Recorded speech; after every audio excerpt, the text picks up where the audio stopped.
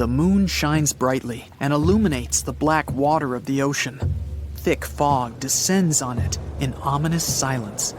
Then, it's suddenly broken by the creaking of wooden boards, followed by a rippling of the waves. Through the fog, you see the outline of an old, large ship. Its hull is rusty, and a strange cold is coming from it.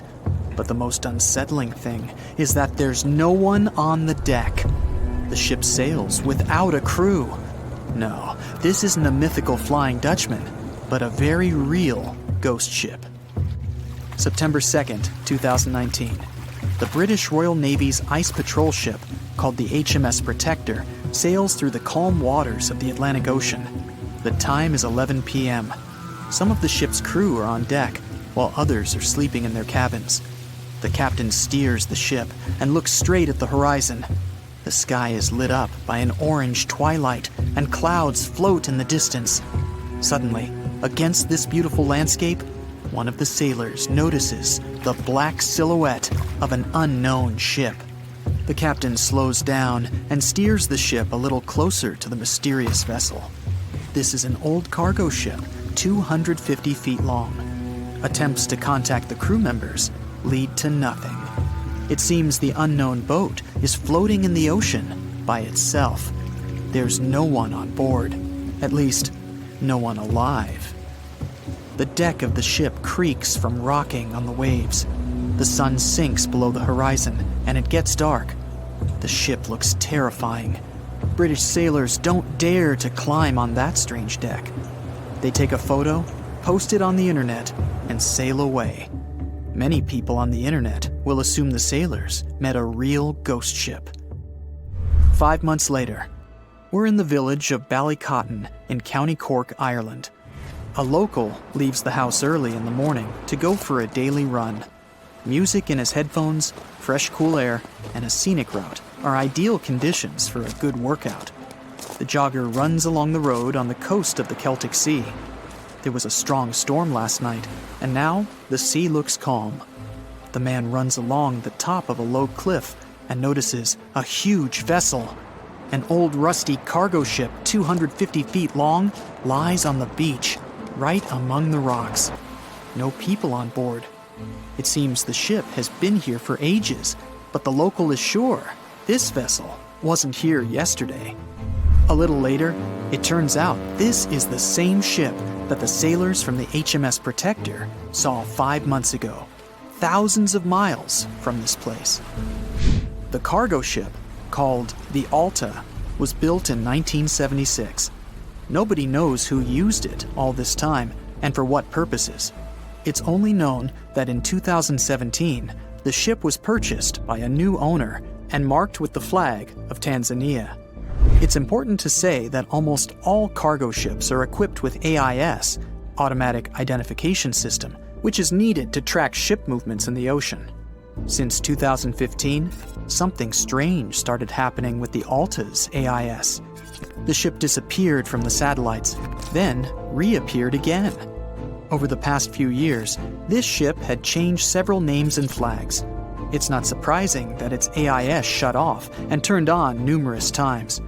It's said that some of those who disable AIS on their ships do so to hide outlaw activities.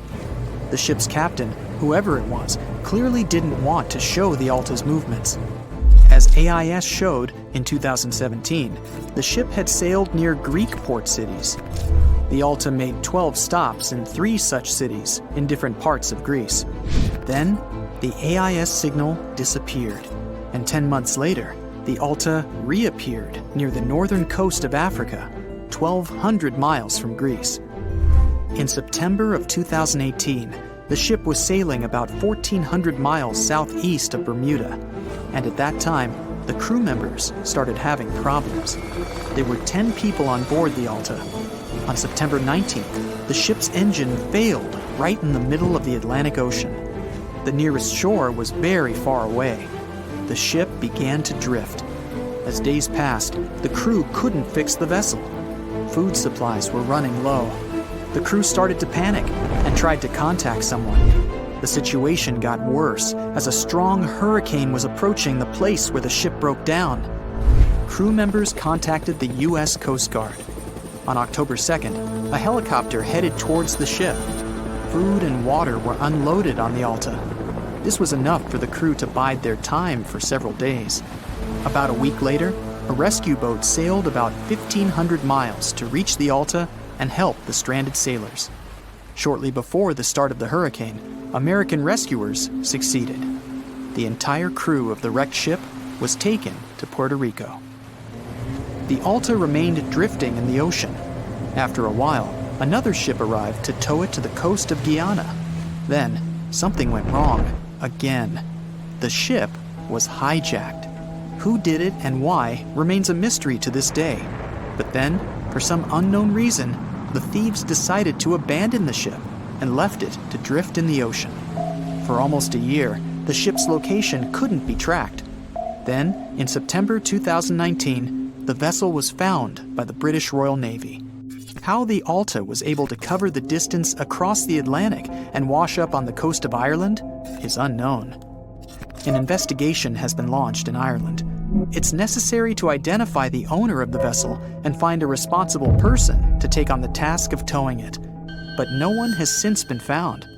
Once, an unknown person called the Irish authorities and introduced themselves as the owner of the ship, but didn't provide any evidence.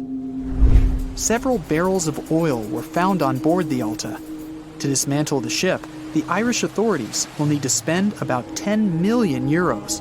Local residents are annoyed by the wreck too. Corroding metal is bad for the environment, and kids have already snuck on board and posted a video on the internet from inside the abandoned ship. The further fate of the Alta remains unresolved. It's still lying there. That ship sailed in the ocean for just 2 years. Now imagine if some other managed to drift for 38. In all that time, no one could catch this ship, and people still seek it. That vessel is called the SS Baychimo. It was a merchant ship owned by a Canadian trading company. In 1931, the ship got stuck in ice off the coast of Alaska. A strong snowstorm began. The team waited a week for it to end, but the storm only intensified.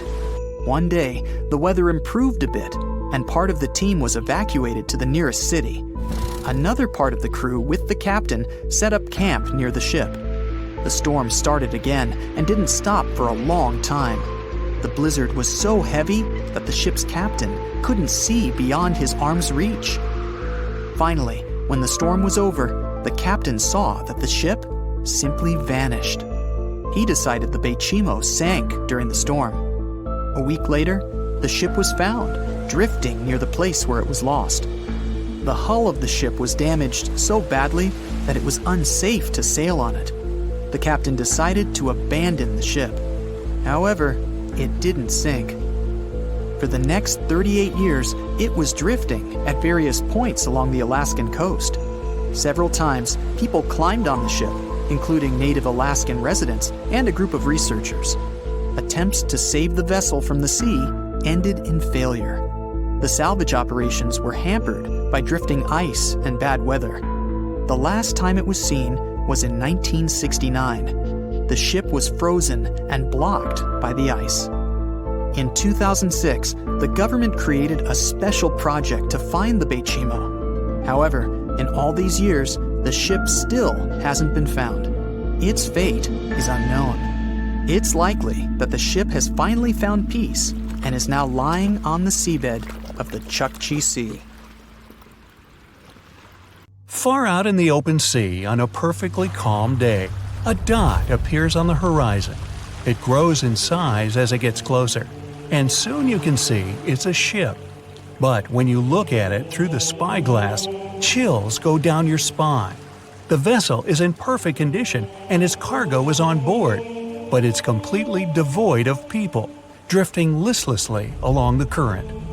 That was what the captain of the Ellen Austin saw in 1881, and what brought his crew so many sorrows. In December of the previous year, the Ellen Austin, a big 210-foot-long ship, left the port of Liverpool to make its trip to New York. The ship was carrying a load of people hoping to find a better life in the New World. Captain A.J. Griffin took the vessel due southwest for a shorter voyage, and a few weeks into 1881, they found themselves north of the Sargasso Sea, known for its lack of winds and strong circling currents. Ships that got caught in those could lose control and keep on drifting in circles until they were dragged into the center. From there, they'd be incredibly lucky to get back past the currents, but more often than not, they stayed in the desolate desert of the sea forever. Worse still, the area belonged to the notorious Bermuda Triangle, which was already known to take down ships and make them disappear without a trace. The ship's crew were nervous, afraid of being in such a dangerous area so close to a sea that could bring them to a standstill. And ominously, some of the Sargasso Sea's calm must have escaped it, because the Ellen Austin lost its speed one day and fell adrift without the winds. It was fine, though. They had ample provisions and were still on schedule. Captain Griffin was walking around his ship, giving orders in a voice full of calm authority, and both his crew and passengers trusted him completely. But then, the lookout shouted from above that a ship was in sight. And indeed, when the captain looked in the direction the man was pointing, he saw a small schooner moving slowly into view and towards the Ellen Austin. As it came closer, it became apparent that the way the strange vessel moved wasn't right. The captain frowned and examined it through his spyglass. The schooner was untouched, but eerily silent. There wasn't a single soul on board. Derelict ships weren't that rare in the Atlantic at the time, but neither were pirates. Captain Griffin decided to wait and watch. After 2 days, the schooner was as quiet as always, and Captain finally thought it was fine to move in. He took a small team of sailors and boarded the stranded ship. There was nobody there indeed, but luck seemed to be on Griffin's side. The precious cargo of mahogany wood was still in the holds. The captain returned to the Ellen Austin and ordered his select men to take the smaller ship along to New York. The crew's spirits arose with the prospect of riches awaiting them upon arrival. When the winds blew strong again, the Ellen Austin continued its voyage, with the unnamed vessel tagging along. But after a couple of days, the ships were caught in a powerful storm and got separated. The wind, rain, and waves beat them for several days in a row. When the weather finally cleared, Captain Griffin ordered to find the schooner. They searched for another day until they finally found it adrift, way off the course. Griffin hailed his men on board the smaller ship, but no one answered. A party of sailors went to investigate and returned with their faces white with fear. The whole prize crew went missing in the storm. The captain wasn't one to lose such a valuable find, though, and ordered another team to take control of the schooner. Reluctantly, the sailors obeyed, and the two ships continued their voyage. They agreed to stay as close as possible to one another and ring their bells at set intervals at night to let each other know they were fine. Several nights went all right, with bells ringing reassuringly every hour. But one day, a thick blanket of fog fell on the sea and almost completely blocked their vision. The ships went on regardless and started sounding their bells earlier. When night came, the fog was still there, but the bells were the sound of life. Until they stopped. Captain Griffin rang the bell once, then twice. No answer. The crew lit the fires and looked out into the sea intently, but the fog hadn't lifted, and they couldn't see a thing in the swirling abyss beyond the ship's board. Nobody could sleep that night, and they waited in silence until the break of dawn. The first rays of sun made the fog slowly disperse, and the whole crew went to the edge of the deck with heavy hearts. There was still hope in them, until the last strands of the mist went away, revealing a vast, calm, and most importantly, empty ocean. The nameless schooner was gone, and so was the second team of the Ellen Austin sailors. The ship sailed the rest of the way to New York in grave silence. Once it arrived at the port, the passengers were only too happy to leave the vessel, and no one so much as turned their head as a goodbye. That was the ship's last voyage as the Ellen Austin. That same year, It was sold to a German shipping company and renamed Meta. No one ever found the derelict schooner or the sailors that went missing with it. And that would probably be the end of this mysterious and unresolved story, if it held at least a little bit of the truth. In reality, none of the enigmatic things in the narrative actually happened. The Ellen Austin did indeed leave Liverpool and headed southwest to New York, and its captain was really A.J. Griffin, taking people to the American continent. But from here, the story falls apart. First of all, the ship went way too far to the north to pass the Sargasso Sea so closely. There was simply no reason to make a detour so broad. Even though the westerly winds were strong, it was still faster to take them head-on than to go in a southerly direction. So the Ellen Austin was probably nowhere near the Sargasso Sea and the Bermuda Triangle. Secondly, the triangle itself has been proven time and again to be nothing but a work of fiction. In fact, it gained popularity in the middle of the 20th century, while nobody even thought of drawing a triangle in the Bermuda area before that. The mystery was popularized by science fiction writers and became a common myth, while no serious research proved it any more dangerous than other parts of the world's ocean. So the crew of the Ellen Austin weren't even aware of the Bermuda Triangle back then, let alone afraid of it. Thirdly, the whole story was told and retold by magazines and mystery-loving personalities with ever-changing details. It first appeared in a newspaper in 1906 and already had the date wrong. The article said the voyage took place in 1891 instead of 1881. Later, the story resurfaced in 1935 on the radio with the wrong name of the captain. It was Baker, not Griffin. The date was also off, saying the trip was taken in August 1881, when the Ellen Austin was already renamed Meta. The legend grew upon with other strange details, such as the ship's route from London to Newfoundland, which was never the case. But the final debunking came from the archives of Lloyd's of London, the marine insurance market that keeps all logs of trade and emigration ship routes. The documents there say that on February 1881, the Ellen Austin completed its cross-Atlantic voyage to New York without incident. Captain A.J. Griffin off-boarded the ship with all his crew hale and hearty and declared no loss of hands during the trip. The voyage took over 2 months because the ship had to fight strong westerly winds pushing it back towards Britain. The crew reported no strange encounters on the way, and the whole thing was as boring as could be. And even the passengers must have been smiling when they stepped on the American soil at last, unaware of the phony baloney story they were about to be a part of. The voyage started just like any other. The cargo ship SS Cotopaxi is making another journey to Havana, Cuba, to deliver coal. It's November 29, 1925.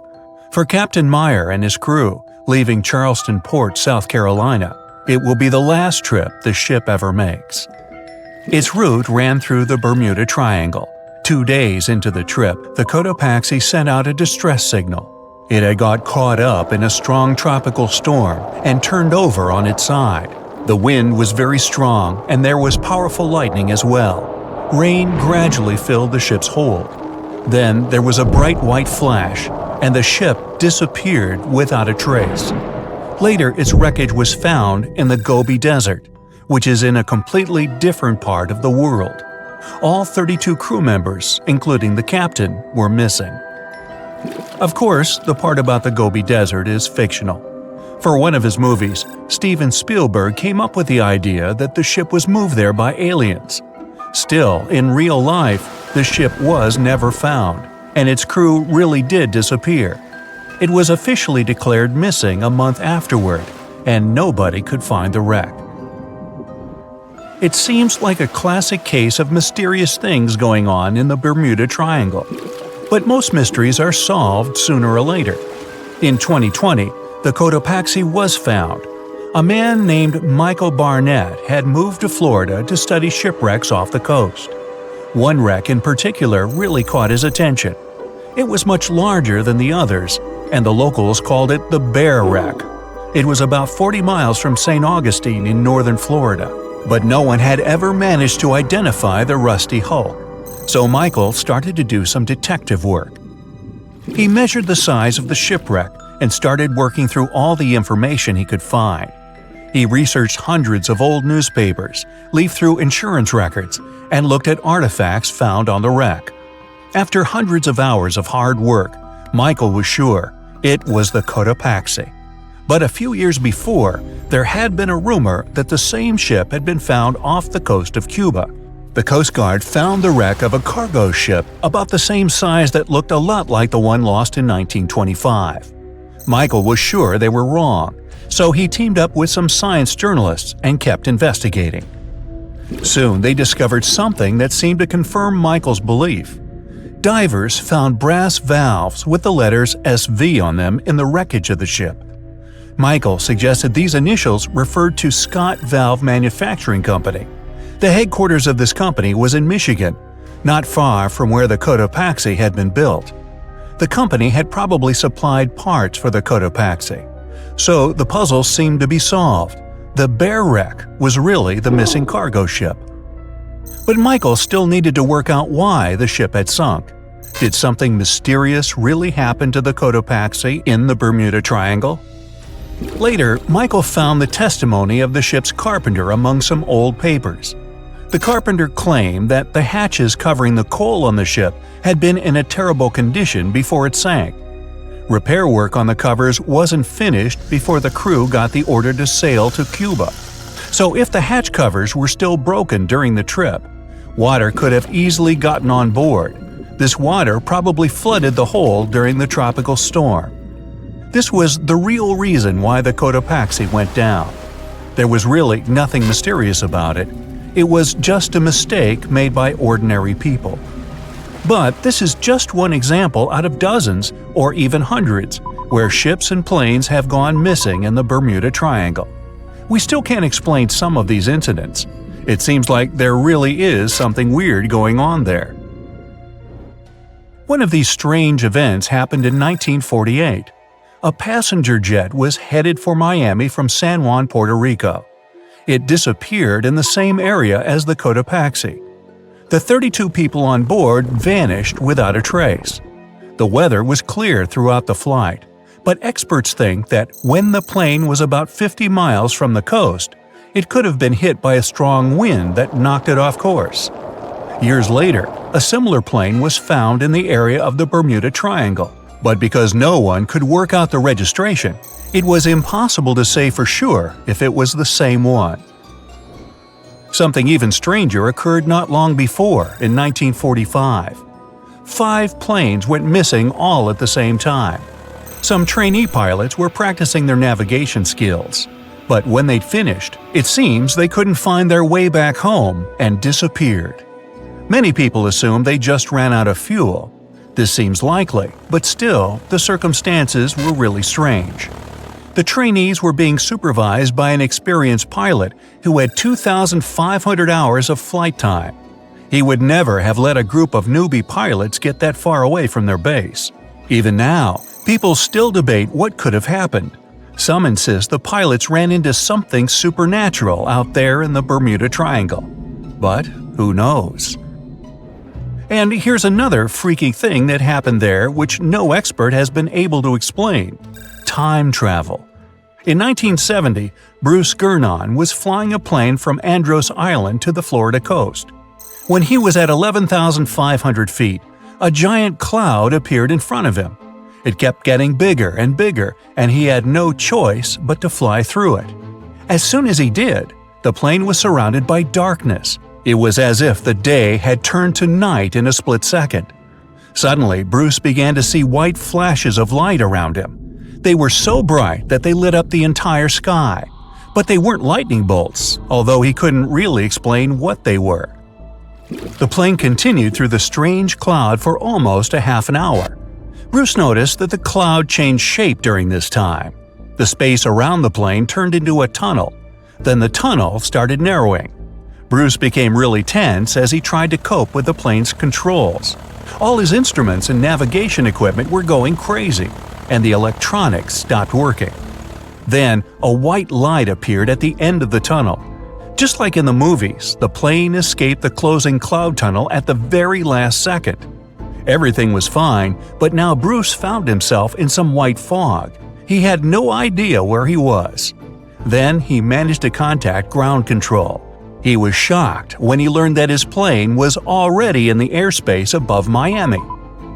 It seemed that something impossible had happened. Bruce was meant to cover a distance of about 250 miles during the flight. This usually took 1.5 hours, but he had managed it in just 47 minutes, almost 2 times faster than normal. When Bruce landed, he went to check the amount of fuel left in the tank. It turned out he'd used up a lot less than the normal amount of fuel as well.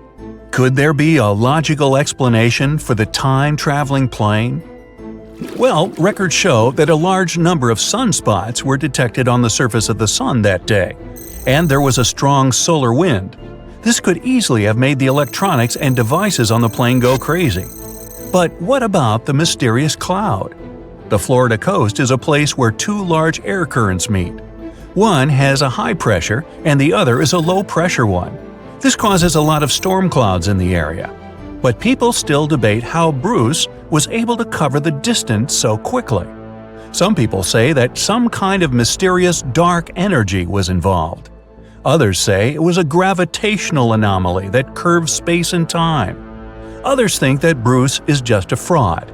We still don't know the truth. So, is there really something supernatural about the Bermuda Triangle? Or is it all just coincidences and made-up stories?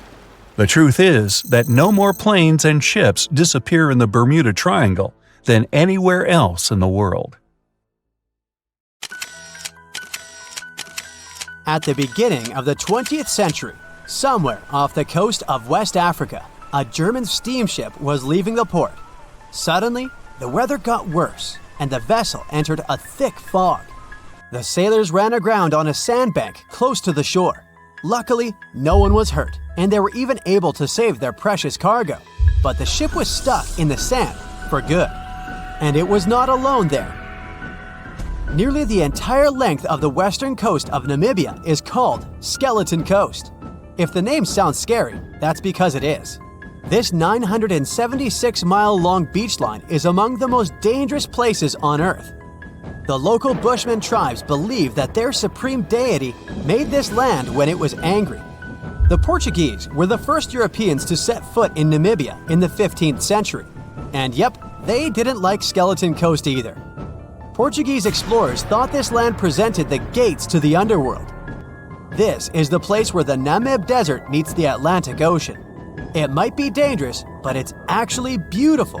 Plus, it's a UNESCO World Heritage Site. If Skeleton Coast had a PR manager, they would quit on the first day on the job.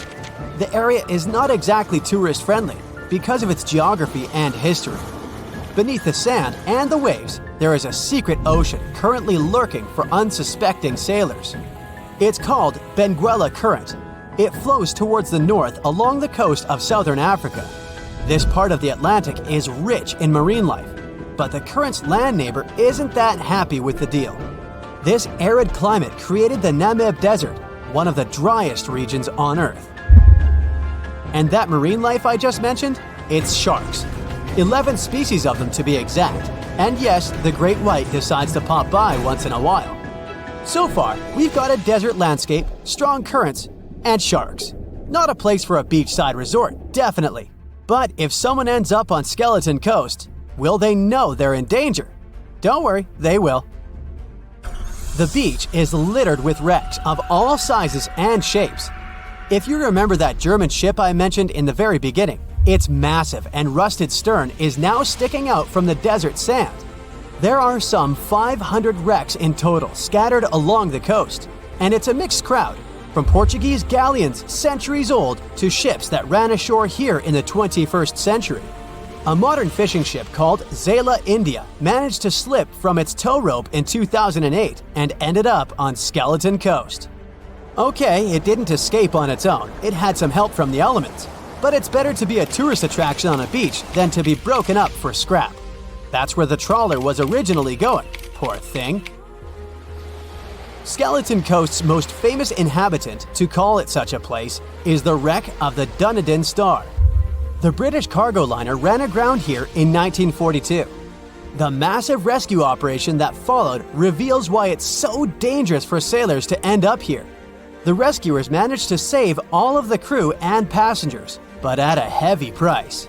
An aircraft and a tugboat were lost in the process. It took the last of the rescuers a full 2 months to return home to Cape Town. Why, you might wonder? One look at the map of the region reveals the reason. It's an endless sea of yellow, which is the sand. There are so few roads here, so Skeleton Coast is hard to reach by land. There are also legal obstacles. You need a special permit to drive into the area. But the skeletons in the name of the area don't only refer to ships, they also stand for animal bones. Most of these belong to whales and seals. Many animals have adapted to the area, so lions and hyenas roam the coastline in search of a meal. Yeah, now there are hungry lions as well, as if those sharks weren't enough. Other animals with a temporary residence on Skeleton Coast include elephants, cheetahs, leopards, and giraffes. In 1971, the Namibian authorities established a national park here, but except for surfers, after an adrenaline rush, they don't get many visitors. You can understand why. The Namib Desert is the oldest desert in the world, and it's not very tourist-friendly either. Those who travel to the region should pack sunscreen and a warm winter jacket. A weird combo, right? Well, not so much when you think that during the day, temperatures soar over 110 degrees Fahrenheit. At night, the air temperature drops below freezing. What a climate roller coaster! And that's not the final danger. Yep, there's more. Remember how that German ship got lost in thick fog? Yeah, it wasn't a one-off event. Because of the region's climate, fog shows up frequently. Sailors should cover their ears now, but this fog is actually good for wildlife. This is their only source of water in the Namib Desert. Reptiles and mammals have adapted to the harsh climate. They use as little water as possible. Shifting sands, thick fog, strong currents, lions, and sharks. Not the stuff you would put in a tourist booklet. But Skeleton Coast isn't the only beach on Earth you wouldn't want to spend your vacation on. I will take you to Cape Tribulation in Australia. The area covers some 48 square miles in the northwestern part of the continent. And no, the area is not as dry as Skeleton Coast. It's part of the Daintree rainforest. You could say that here, it is the rainforest, not the desert that meets the ocean. The beach at Cape Tribulation is straight from a postcard. But looks can be deceiving. Australia? Probably sharks. No, crocodiles are out here to get you if you decide to go for a dip in the sea.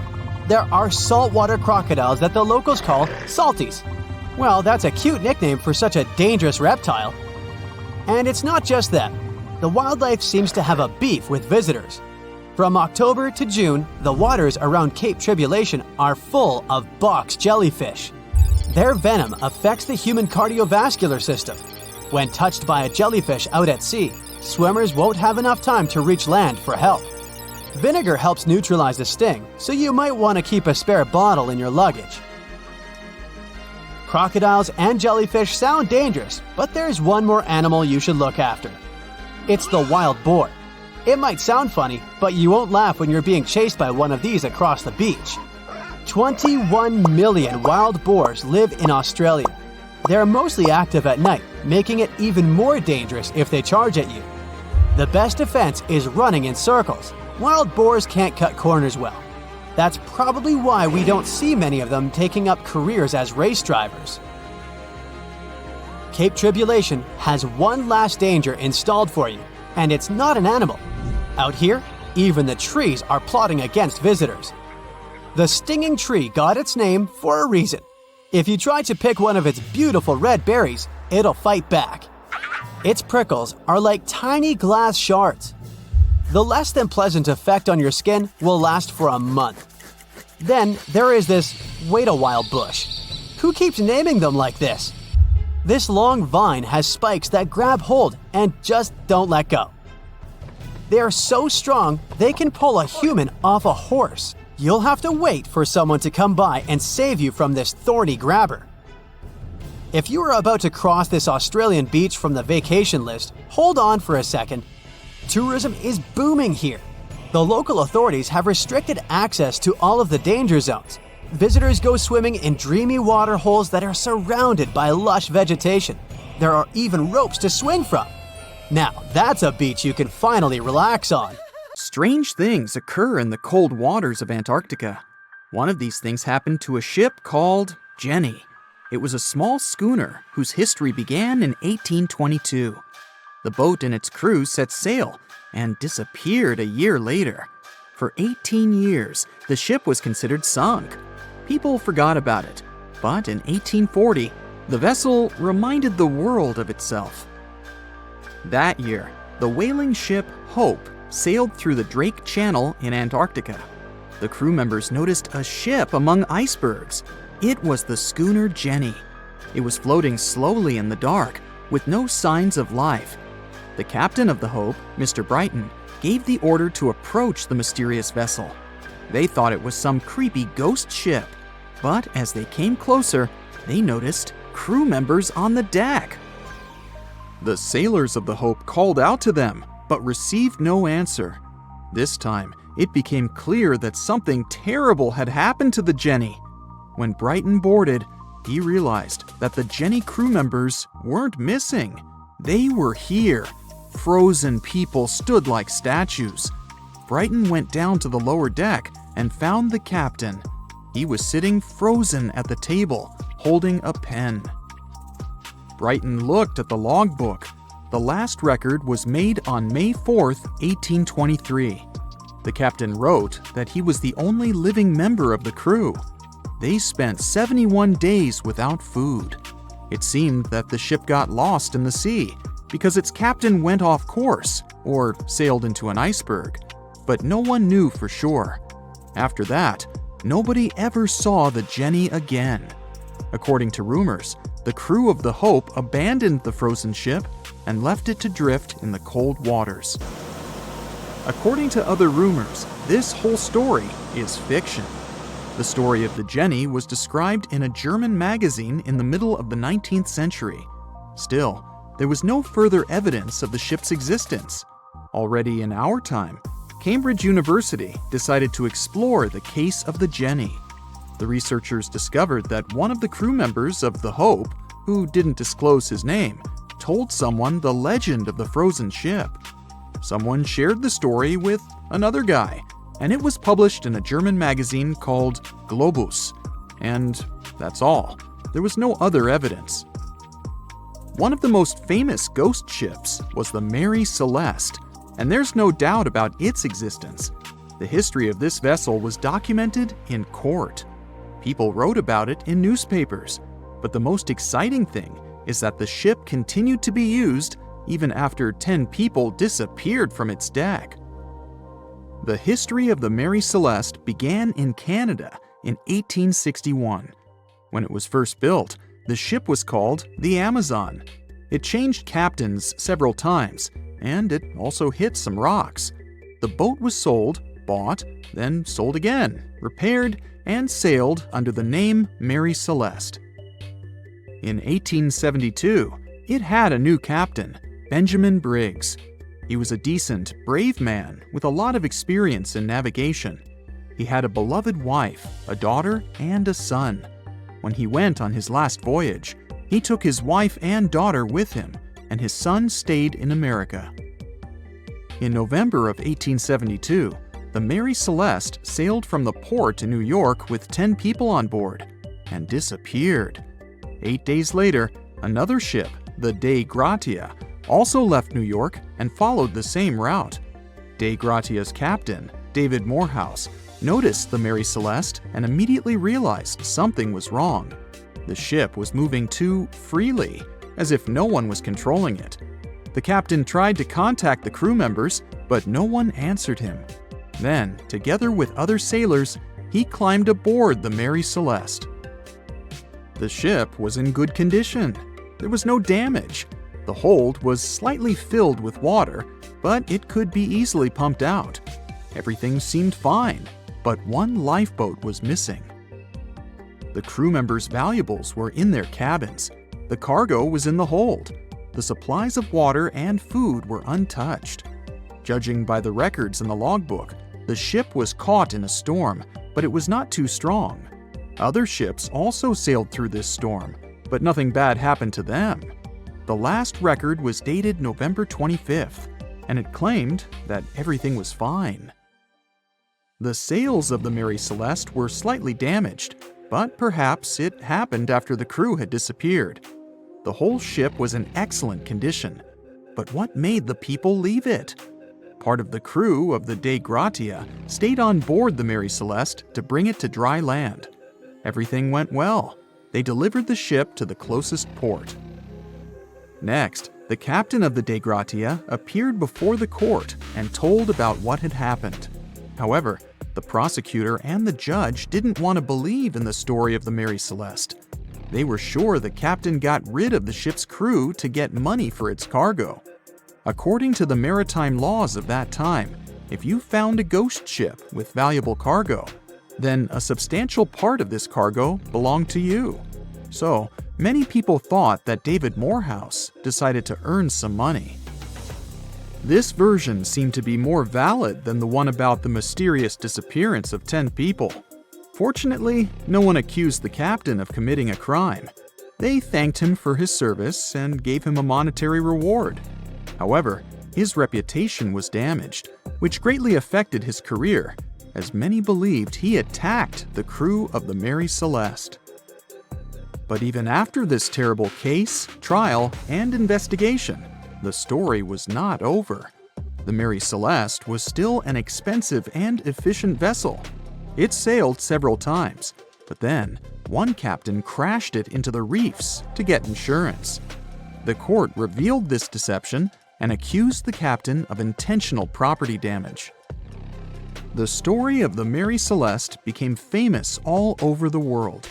People began to build their theories, realistic and not. Someone believed the ship had sailed through the Bermuda Triangle, but this version was quickly refuted, as the route of the Mary Celeste passed thousands of miles away from the Bermuda region.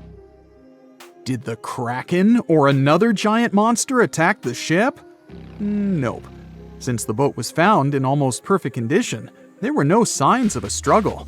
One of the most popular versions was that the crew of the Mary Celeste stole some valuable cargo and sailed to Spain on the rescue boat. However, those who knew Captain Benjamin Briggs said he was a good, honest man. Besides, he had a son in New York, and Briggs would never leave him. A more thorough investigation revealed that a series of accidental circumstances could have caused the disappearance of the ship's crew. Before its last voyage, the vessel delivered coal. Perhaps the pump intended for pumping water got clogged with coal after that, and when the ship got into a storm, the hold filled with water and the pump broke. The captain couldn't understand the amount of water because numerous barrels in the cargo hold blocked the view. Benjamin Briggs assumed it was dangerous to stay on the ship during a storm, so he evacuated with the passengers on a lifeboat. Perhaps they were close to land and decided to sail there, but the storm intensified and overturned the boat. Also, one record in the log journal said that the chronometer was faulty. It was a device that helped to determine your location at sea using longitude. Briggs got lost and didn't know which way to sail. The storm was strong, and he couldn't determine whether the ship would sink. Perhaps Briggs decided to leave the ship in a rescue boat when he saw the coast of the Azores. The uniqueness of this ghost ship case is that, unlike many others, you can investigate it yourself. There's a lot of information about the Mary Celeste on the internet. There are documentaries and research articles. Perhaps you'll be able to notice something that others haven't seen and solve the mystery of the disappearance of 10 people. There's a ship drifting somewhere in the ocean without a crew. The last time someone saw it was over 50 years ago. Its story reminds of that of the Flying Dutchman, a ship that's bound to sail forever and bring disaster to whoever sees it at sea. At least the legend says so. Unlike the Flying Dutchman, the SS Baychimo was definitely real and built for a German company in Hamburg and began as an ordinary cargo ship. It was trading supplies between Hamburg and Sweden in the Baltic Sea starting from 1914. It had a strong steam engine and a hull made of steel. A few years later, it became British property. Then, in the 1920s, a Canadian company purchased it for around $18,000, a huge amount of money back then. The new owner, the Hudson's Bay Company, was actively using the ship for several years. They would often send it on voyages from its home port in Scotland to Siberia, Alaska, the Yukon, and the Northwest Territories. It also passed through the Panama Canal and even the Suez Canal, with fur pelts for sale on board. Sometimes it would also transport passengers. It had completed 9 successful voyages before this strip of good luck came to an end. Starting from the 1930s, SS Baychimo would have trouble with ice and storms. When it first got trapped in ice in October of 1931, some of the crew managed to escape to Alaska. 15 of 22 sailors decided to stay with their vessel and try to save it. They had furs and other valuable cargo worth around $58,000 aboard. The company sent them supplies to survive the winter. They set camp near the ship out of the hatches, tarpaulins, and other materials, and offloaded the cargo. At the end of November, a blizzard rushed through the area, and it seemed like it had taken the ship with it. The ice platform had survived, but the ship broke free. Some of the crew members were sure it had sunk. But soon after, they heard from one of the locals who had spotted their ship around 45 miles away from their camp. The crew moved on with their lives, and the ship started its journey as a runaway vessel. People would spot SS Baychimo once a year or so, all the way until 1965. It was mostly spotted off the coast of Alaska. A man going to Nome with his sled dog, along with prospectors, explorers, and treasure hunters, all claimed to have seen SS Baychimo. Someone tried to board it and take it to port, but ended up stranded on it for days because of horrible weather. Others got luckier and managed to take a whaleboat, some furniture, and other valuables from the vessel. Those who got close to the ship saw that it was damaged and missing the propeller. Still, it stayed afloat without a crew for at least 38 years and became the longest sailing ghost ship in history. In 2006, the Alaskan authorities started a project to solve the mystery of this ghost ship of the Arctic and finally find SS Baychimo, either still above or below the water. So far, the project has not been a success. SS Baychimo remains one of the estimated 4,000 ships that have disappeared off Alaskan shores. If the legend of the 17th century isn't lying, this ghost ship could be sailing somewhere along the Flying Dutchman. It belonged to the Dutch East India Company. Its captain managed to do the impossible for that time and sailed from Holland to Indonesia in only 3 months. They said he was flying over the sea, and some evil tongues explained that he had made a deal with evil forces to achieve that. Once the ship was sailing back home, its captain and crew disappeared without a trace. There are many versions of what happened to it. One of the first ones said it had tried to enter port at the Cape of Good Hope, got in a terrible storm, and sank as there was no captain to save it. Another legend says the captain had refused to obey the skies to let the ship sink during the storm. A scary life form then struck the boat and the crew, and it was condemned to forever wander without rest. Many sailors claim to have spotted the wandering Dutchman. The Duke of York, who was to become King of England, mentioned having seen it in Australian waters. Right after spotting the ship, the man who saw it first fell from the top of the mast and didn't survive. There were more encounters with this legendary ship up to the middle of the 20th century. Ships would nearly collide with it as the Flying Dutchman jumped out of the blue. Scientists have a more logical explanation for this mystery: Fata Morgana, not to be confused with Hakuna Matata. Now, when you're out at sea on a hot day and the air is all wavy, it feels like when you look at the road on a scorching summer day. That's because of something called atmospheric refraction. When light passes through different layers of air with different temperatures and densities, it bends and twists. Sometimes, under certain conditions, This bending of light can create really bizarre optical illusions over the ocean, like sightings of the Flying Dutchman. The Fata Morgana phenomenon can make distant objects appear distorted, stretched, or even lifted above the horizon. So you can see a ship far away, but because of the way the light is bending, it will look like it's floating above the water or even disappearing and reappearing. A Fata Morgana is most commonly seen in polar regions, especially over large sheets of ice that have a uniform low temperature. But you can see it anywhere, even in deserts and over lakes on hot days. The first stories about ghost ships go all the way back to ancient Greek and Roman mythology. One of the most famous ghost ships in history is the Mary Celeste. This brigantine was traveling from New York City to Genoa and was fully stocked with provisions, but missing a crew when it was discovered in the Atlantic Ocean in 1872. The crew's personal belongings were also there, completely undisturbed. The final entry in their log was made 10 days earlier. We still don't know what happened to its crew, and the ship has inspired many spooky stories and legends. The Lady Lovibond was another legendary schooner that is believed to have been wrecked off the coast of Kent in the middle of the 18th century. The story tells that the ship's captain, Simon Reed, had just got married and took his bride on board for a celebratory cruise, despite the superstition that it could bring bad luck. They were on their way to Portugal when the first mate, who is also in love with the captain's new wife, went mad because of jealousy, attacked another crew member, and then took over the wheel and steered the ship straight into the dreaded Goodwin Sands.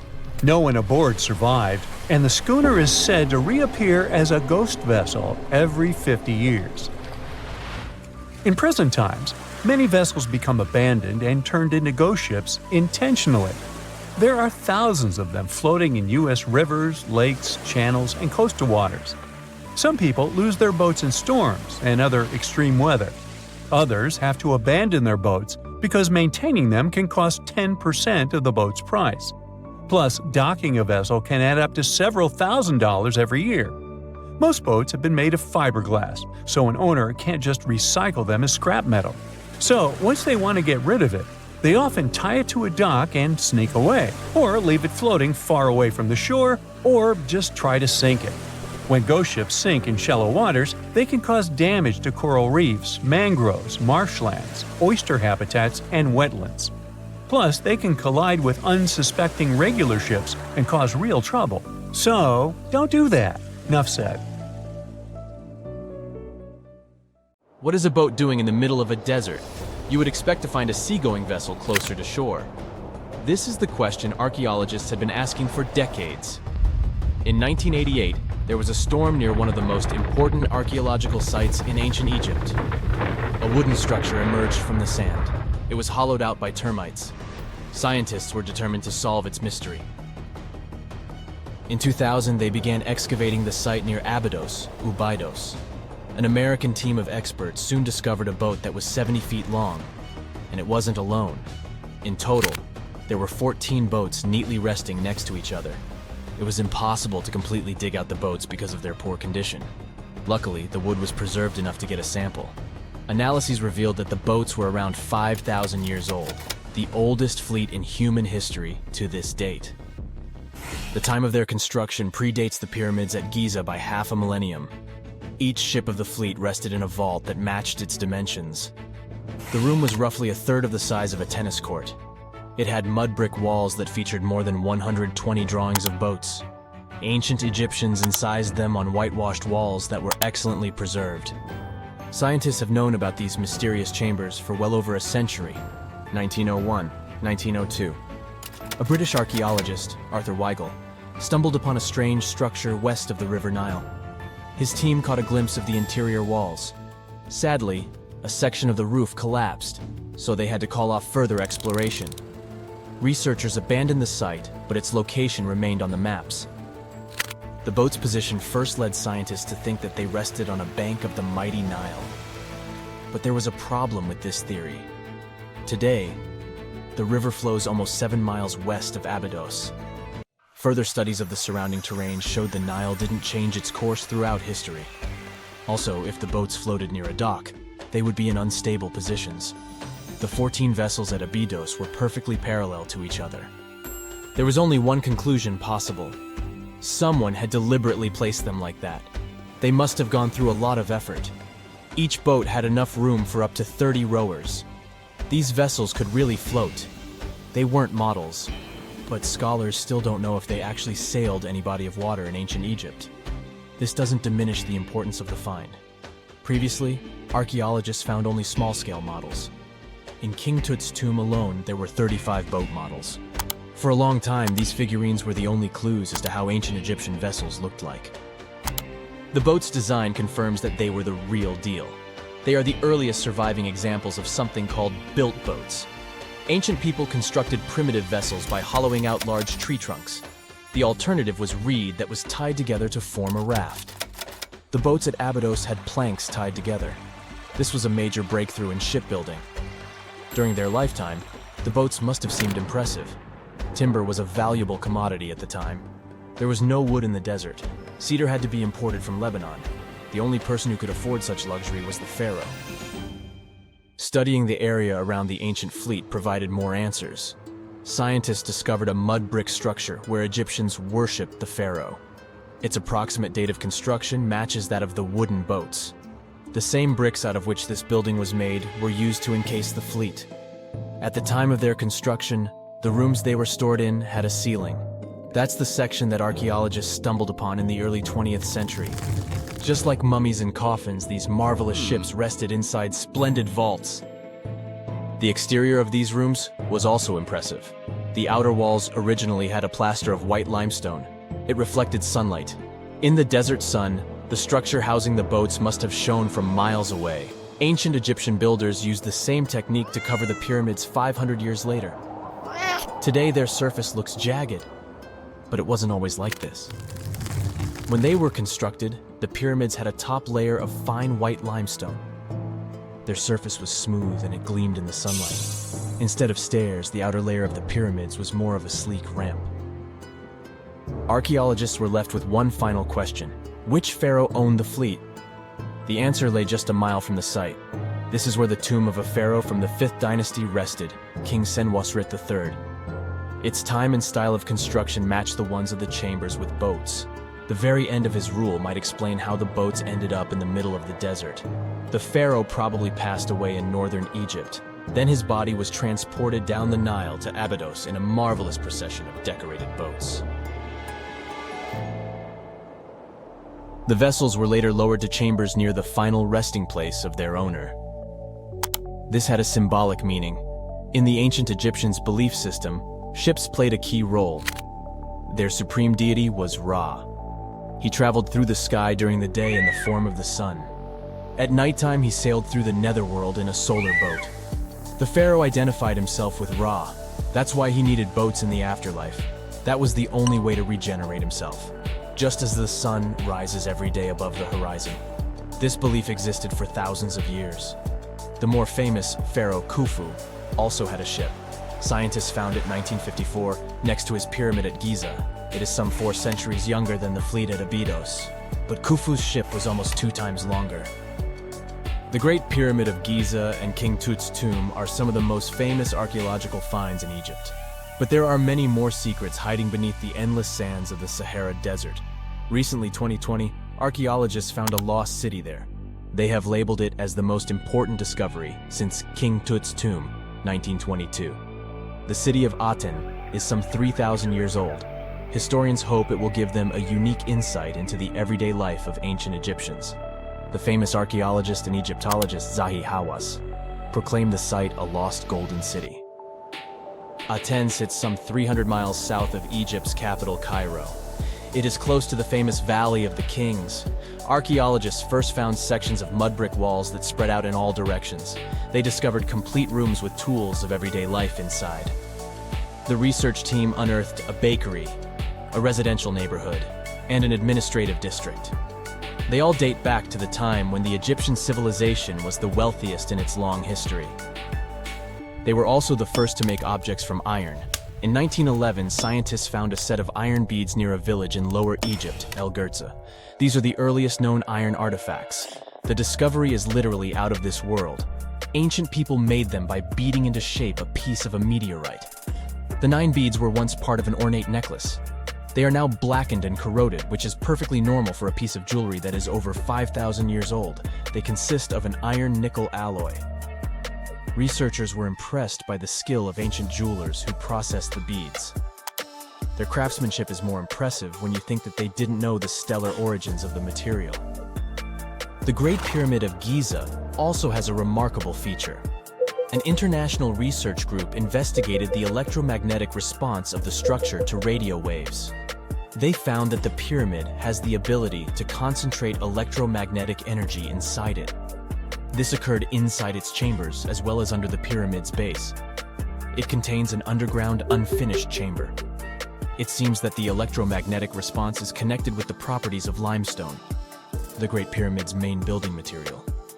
The research results might have a practical application. The way solar cells and nanosensors function could be improved by this remarkable find. They say nothing is ever lost, and it's true.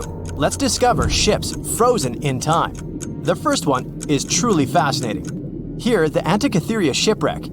It's a Greek trading ship from the 1st century BCE. It's located on the east side of the Greek island of Antikythera and at the merging point of the Aegean and Mediterranean seas.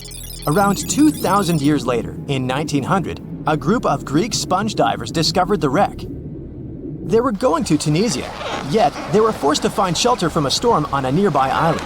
Since they couldn't go anywhere due to the storm, they decided to look for sponges until the weather got calmer. One of the divers discovered the shipwreck at depths of around 130 feet. Imagine someone going for a sponge hunt, but getting out to the surface with archaeological treasures. The captain of the sponge boat talked to the Greek officials about what they had found. The officials sent 2 ships to the wreckage. The salvage operation was successful, and discoveries are now in Greece's National Archaeological Museum in Athens. The findings included 3 life-sized marble horses, jewelry, coins, and hundreds of works of art, including a 7-foot-tall Colossus statue of Hercules. Among these treasures, Antikythera ephebe, a bronze statue of a young man, caught more attention. Because the ephebe doesn't comply with any familiar iconographic model, and there are no known copies of his type, he held a spherical object in his hand. Scholars have different theories of who that person could be, but they are not in a consensus yet. More than 70 years later, Jacques-Yves Cousteau and his team went to the area and recovered hundreds more artifacts and the remains of 4 people. Interestingly, they discovered a complex set of interlocking gears, capable of predicting the movement of the sun, moon, and several planets. The mechanism can also show the times of solar and lunar eclipses years into the future. Think of this Antikythera mechanism as an early computer calendar, to plan significant events like agricultural activities, religious rituals, and Olympic Games. These artifacts found in the Antikythera wreckage are some of the most important findings in modern archaeology. Just the Antikythera mechanism itself has changed our perception of the limits of ancient technology. The mechanism has a sophisticated design and was made over 1,000 years ago. After all these amazing discoveries, experts believe that the wreckage site has remained largely unexplored and is mostly because of its location and the landscape of the seafloor on which the ship rests. The wreck is too deep for scuba divers but too shallow to use something like a submersible.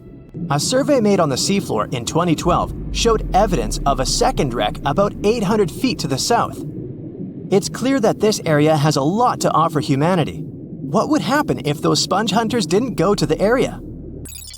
Scientists found a shipwreck in Antarctica at the bottom of the Weddell Sea 107 years after it sank.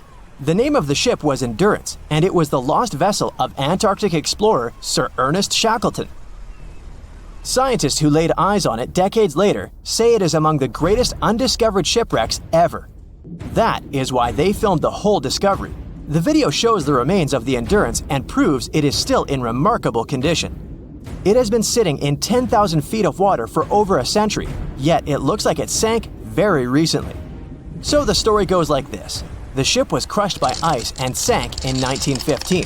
Shackleton and his crewmates had to escape by themselves in small lifeboats. From then on, it was all about survival. Shackleton imagined to get his crew to safety. Then, the ship sank. Yes, this is a pretty impressive story. But why did scientists prize this ship? Firstly, Shackleton's Imperial Trans-Antarctic Expedition sailed to make the first land crossing of Antarctica. Yes, the crew was trapped in ice, but the intention was important. Secondly, it's about the challenge itself of finding the shipwreck. The Weddell Sea is almost always covered in thick sea ice. You know, the same ice that made the Endurance sink. Getting near the presumed sinking location is super hard, let alone being able to conduct research. Experts of the modern expedition team foresaw the time when the lowest extent of Antarctic sea ice would come using satellite images. They realized that the weather was in their favor to start an expedition. Dr. John Shears said that they have successfully completed the world's most difficult shipwreck search, fighting against constantly shifting sea ice, blizzards, and temperatures decreasing to -0.4 degrees Fahrenheit. Yeesh, I can't imagine the worst conditions in Antarctica if these conditions are in their favor. Lastly, look at this. It's timbers. They're very much intact. Plus, you can read the ship's name. It's still visible. Marine archaeologist Menson Bound says that this is the finest wooden shipwreck he has ever discovered. He has 50 years of career experience, so I believe the guy. So how come the wood is not rotten? Dr. Michelle Taylor, a deep-sea polar biologist, said that there has been little wood deterioration because the wood-munching animals are not in this forest-free region of Antarctica. Workers of a coal mine in East Serbia discovered 3 shipwrecks that had been there for at least 1,300 years. The largest shipwreck is an ancient Roman fleet. It's around 50 feet long with a flat bottom. It's estimated that the ship could carry a crew of 30 to 35 people. Looking at its hull, you can see the marks of repairs. Wow, this one had a lengthy career. You know, it gives us insight into more than 1,000 years ago. The 2 smaller vessels, on the other hand, match descriptions of boats used by Slavic groups to attack the Roman frontier. These 2 have been discovered under mud and clay in an ancient riverbed. Apparently, in those times, there was a Roman base in a place called Viminacium City. Interestingly, Viminacium was a provincial capital with an estimated 40,000 inhabitants in the 4th century CE. For comparison, it was even larger than Pompeii.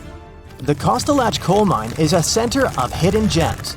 Archaeologists had found evidence of ancient human and animal activity here before. For instance, in 2012, experts found bones of at least 5 woolly mammoths, which went extinct about 10,000 years ago. Canadian archaeologists found a ship 150 years after it went missing in the Canadian Arctic waters. This merchant ship is called HMS Investigator. It was purchased in 1848 to search for the explorer Sir John Franklin's ship that got lost in the Northwest Passage expedition. So, HMS Investigator left Britain in 1850 for this rescue operation. The expedition crew, captained by Robert McClure, sailed the Investigator into the water. He realized that he was in the final leg of the Northwest Passage, the sea route across North America. But before he could sail into the Beaufort Sea, the 122-ton ship itself got stuck in the thick ice. The crew spent the winter over the Prince of Wales Strait. The following summer, McClure tried again to sail to the end of the passage, but the ice blocked his way once more. Here, too, the crew was forced to leave the ship. He steered the crew into the Bay of Mercy. There, they were to remain until 1853 when the crew of the HMS Resolute rescued them. Imagine a crew of 60 people who had to spend 3 winters in the Arctic without even knowing if they would survive. Later on, the ship was found sitting upright in about 36 feet of water. It was in very good condition. Arctic water has prevented the outer deck of the vessel from deteriorating quickly. The outline of the ship and its timber can be clearly seen. Plus, archaeologists have uncovered artifacts on land left by the sailors. They had unloaded everything before abandoning the Investigator. 3 sailor graves and 1 British naval shipwreck had also been discovered in the area. I wonder what else they could find there. Wow, it's the only place where 1 minute you're learning 17 natural ways how to get rid of houseflies, and the next, you're taking an epic journey straight into a black hole. More than 10 billion, with a B, views in total. That's 47 billion minutes watched, or more than 70,000 years. That's all the way back to the Ice Age. No, I wasn't around then. 40,000 videos, hundreds of topics, and most importantly you, a whole 44 million of you, our viewers. We could populate an entire country if we wanted to. We'd like to continue helping you learn and giving you useful skill improvement tips. Got a thirst for knowledge? We've prepared 4 masterclasses on creating a 2D character animation from scratch, 10 hours of video lessons, practical tasks using professional software, and additional materials that you can use with your own projects. Get the full course now and create your own animated masterpiece. No matter what happens, don't stop! We almost got it! 2 treasure seekers are digging frozen ground in a cornfield at night. It's raining hard, lightning is flashing, but these 2 guys keep working. And now the shovel hits something solid. No way! A treasure chest! They start digging faster and find a piece of a ship's engine. What the? Far from the seas and lakes, somewhere under the fields of Kansas City, they found a giant sunken ship. How is this possible? Now you'll see. Some people spend their lives searching for shipwrecks with treasures underground. One of them is explorer David Hawley. He's been looking for such ships far from the seas, rivers, and oceans for many years.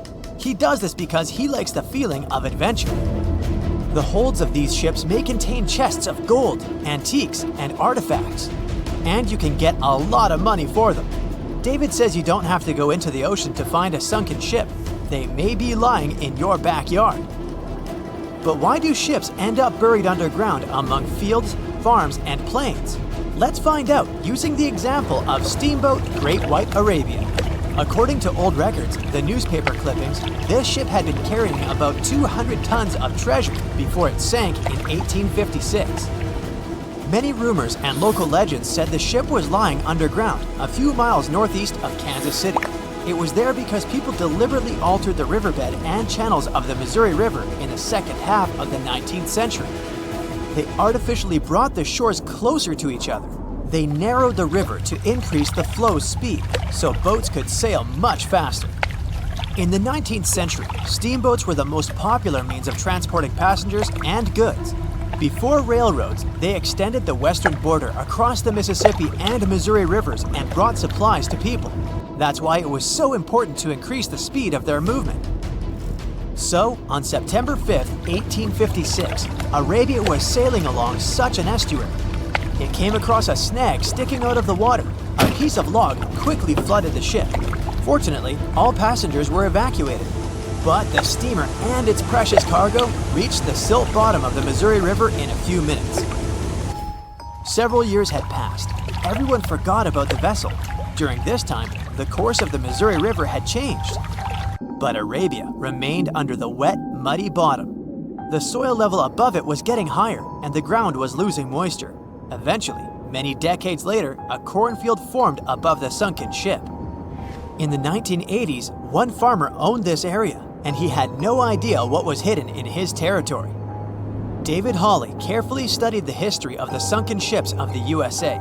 He knew that hundreds of steamers had gone underwater all over Missouri, but most of all, he was interested in Arabia, as there were rumors that it was filled with gold and other valuable things.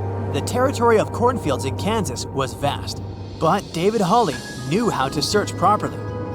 In 1987, he started working. First, together with his brother and father, they collected all the clippings from old newspapers they could find.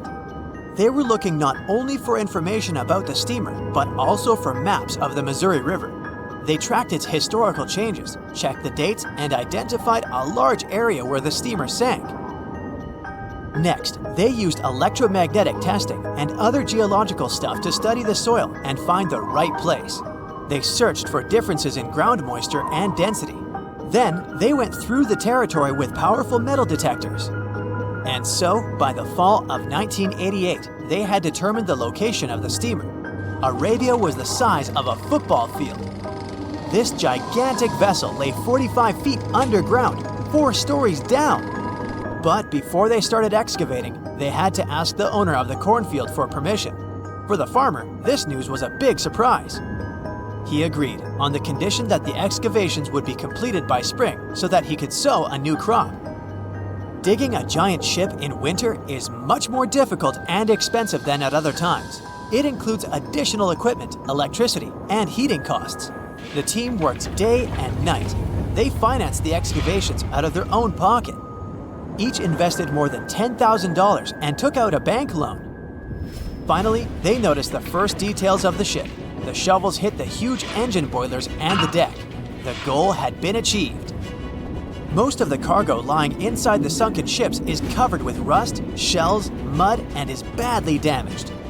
The contents of Arabia were in excellent condition, considering that the ship had sunk 130 years prior. Unfortunately, they didn't find the chests of gold. Still, they got several tons of other valuable cargo, household items of people who lived in the middle of the 19th century. It was a time capsule. The ship was carrying supplies for hundreds and thousands of people, and all these things were perfectly preserved. For example, they could clearly see the brand stamp Goodyear Rubber Company on one rubber shoe. The longer the excavations continued, the more things David and his team found. In the barrels, they found plates from the 19th century. They were intact and usable. Also, there were clean clothes, thousands of pairs of shoes, harpoons, frying pans, and umbrellas. The ship was carrying cargo to supply about 16 small towns. Yes, it's not gold, but such artifacts are also precious. The contents of the ship could be worth millions. However, the crew wasn't going to sell these things. They made a museum on the site of a former fruit market in Kansas City. If you go there, you will immediately feel like you're in a department store of the 19th century. There are thousands of items in good condition. Even the matches here are dry enough to light up. It took David many years to present the entire collection from the steamship. He values each of the items and doesn't want to sell them. Anyone can come here, pay for a ticket, and find themselves in the past. Who knows, maybe there's an old ship hidden in your backyard too. Geologists found an older vessel in the hot desert of Namibia in 2008. This ship sailed back in the days when pirates scared sailors on the seas, and now it's inside a dried-up lagoon. The ship sailed from Lisbon in 1533 and disappeared with the crew near a small diamond mining town. After almost 500 years, the hull had been badly damaged. Only the carcass of the ship remained, but the treasure hidden inside the vessel stayed intact. They carefully studied the boat for a long time, trying not to ruin anything. And then, 5 days later, they found a big old chest in the hold. Carefully opening it, they found gold coins there. Thus, the cost of the ship was estimated at about $10 million. The exact cause of the shipwreck is unknown, but experts believe the ship was destroyed by heavy cargo and bad weather. It went to the bottom of a lagoon that later became a desert. Some find an airplane in their backyard, others discover a ship, and one man found a passage to an ancient secret city in his house. This happened in Turkey in 1963. The owners of the building decided to make repairs. He went to his basement and knocked down the wall to turn this place into a living room. And so, behind one wall, he found a tunnel leading underground. The man thought it was some kind of a secret chamber. He went down there and realized it was something much more than that. It was an ancient city 18 floors deep. People built it in the years 780 to 1180 as a refuge from weather disasters and the invasion of enemies. This place also includes many underground tunnels that stretch for several miles in different directions. People could get to the town from different points using secret passages leading to these roads. The city can accommodate about 20,000 residents, livestock, and tons of food supplies. Archaeologists have also found a chapel, schools, stables, and public kitchens there. The year was 1854, and the SS Arctic, the fastest passenger liner of its time, set out to cross the Atlantic. As it sailed through the misty veil, it slowly disappeared into the unknown. The Collins Line, an American shipping company, was started in 1818 and only began seriously trading in the transatlantic by 1835. Its steamships crossed the Atlantic from Liverpool to New York within just 10 days. Doesn't sound like a great speed today, I know, but back then, the same thing took other ships several weeks.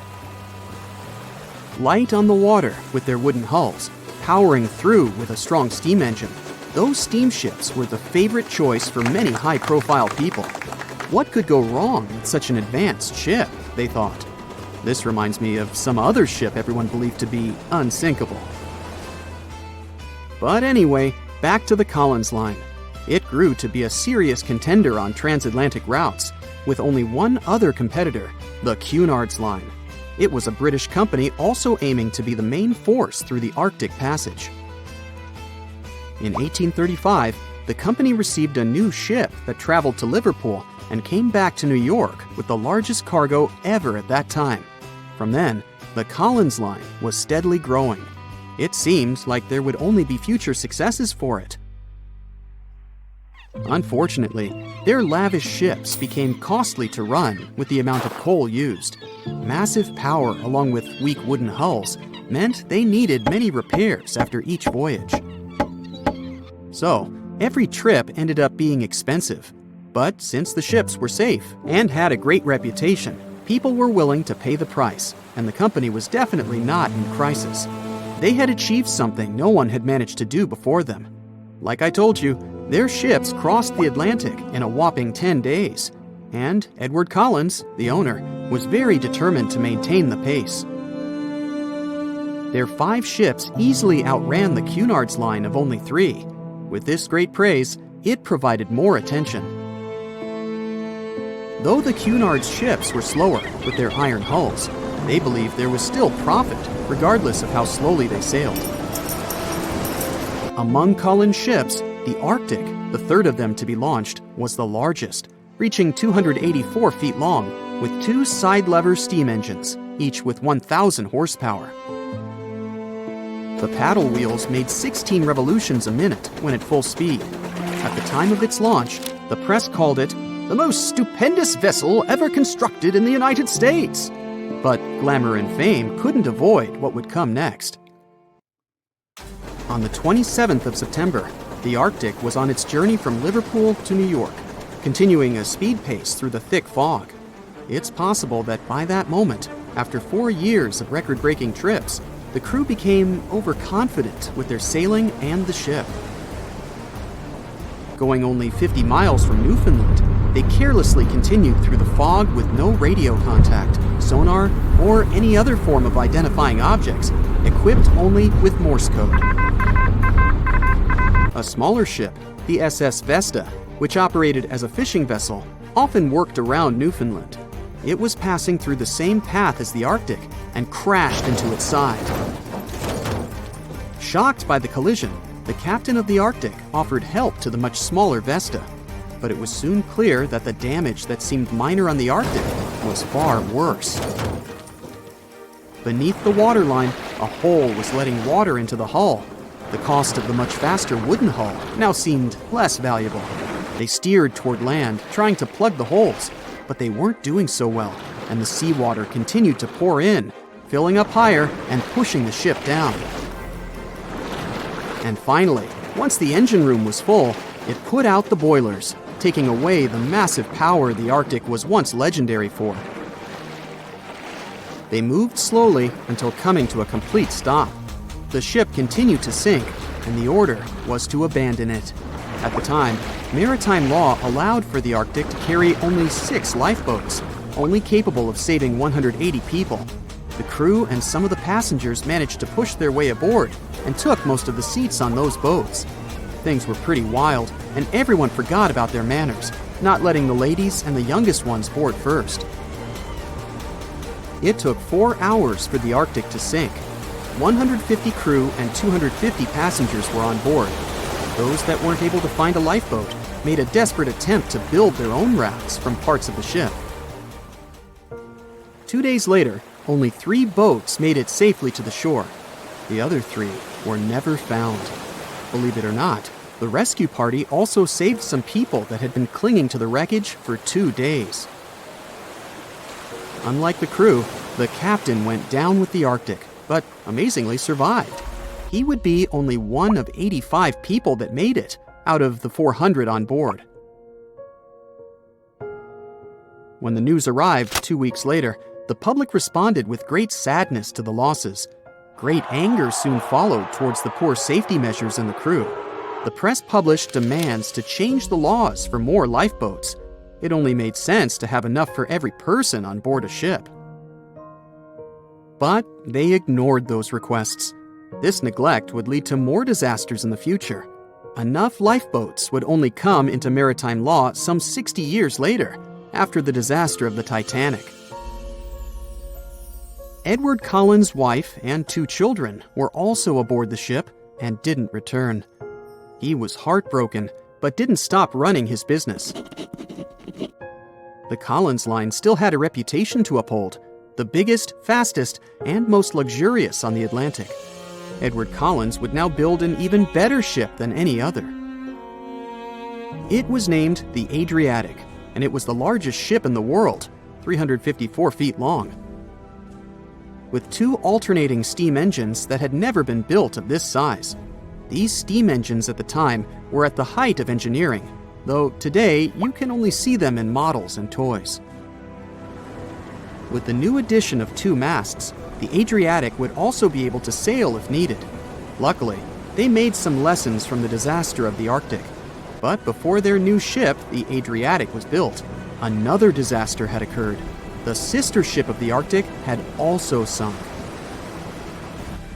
They believed this second ship was desperate to stay in front of the Cunard's line and hit an iceberg somewhere during the race. This weird contest took the lives of 141 people.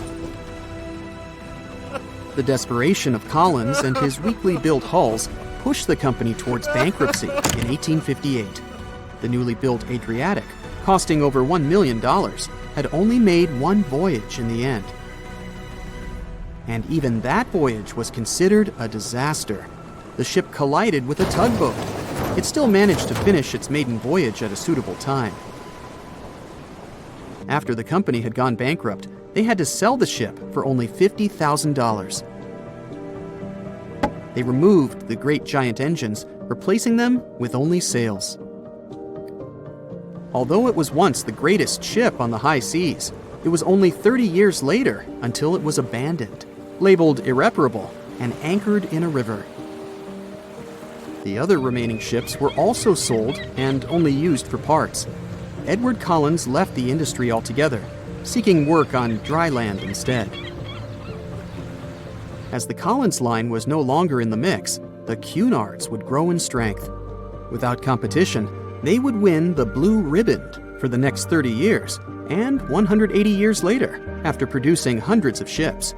They still have a constant presence on the seas as they provide transatlantic crossings, world voyages, and leisure cruises.